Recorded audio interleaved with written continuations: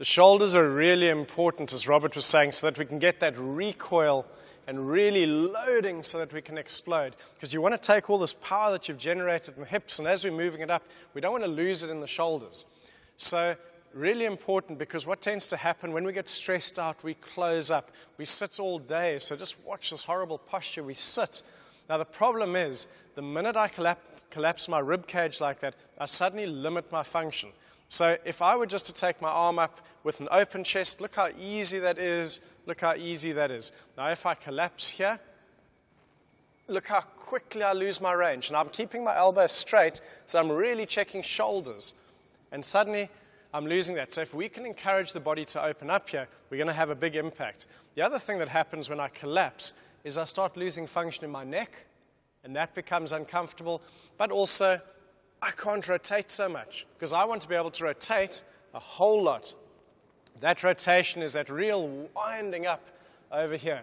So what I want you to do, because as we've been saying up till now, we want a before, so that once we have the intervention, we can have the after. So our starting is going to be just taking your arm, straight elbow, up and as far back as you can go. Just get a measure. What does it feel like? Is it comfortable? Is it uncomfortable? Then the other side, what does it feel like? Comfortable, uncomfortable? How far is it going? If you like, you can turn your head as well.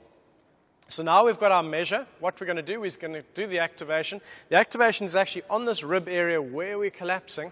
So we're going to just take an arm up nice and relaxed, and then we're going to rub on this area. Nice big movement.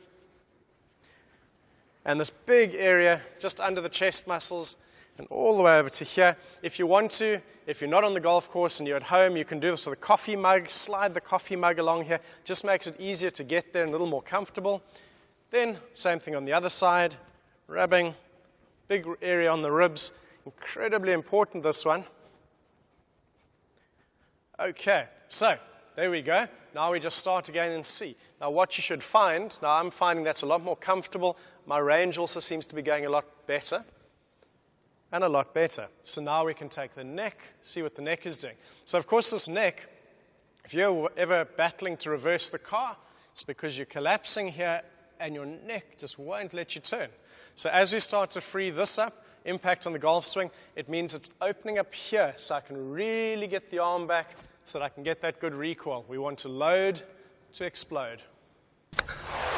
Okay, here we have Sweet Swing in Vijay Singh, and these swings I recorded in 2004 at the Dunhill Links when he was world #1. And the most important thing to note here is the shift between the two axes.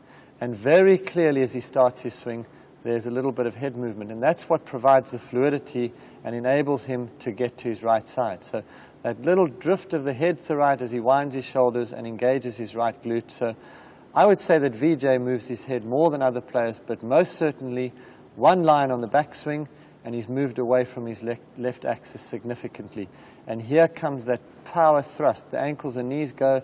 There's the left glute exploding, and that's why the amateur players, when you activate your glutes, you'll be able to get some semblance of power that Vijay has. The delivery, there's the throw of the club, and a real drive of the right hip through. And in summary, Vijay, while using him as a model, besides being world #1, a sweet swinging long hitter, and he transfers his weight beautifully.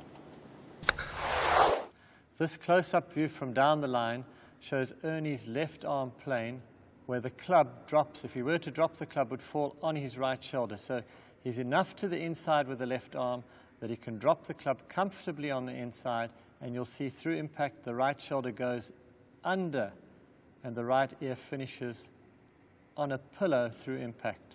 And that's what allows him comfortably to come from the inside, hit the inner quadrant of the ball, and release it with his hands. You'll see knuckles down as he exits the shot.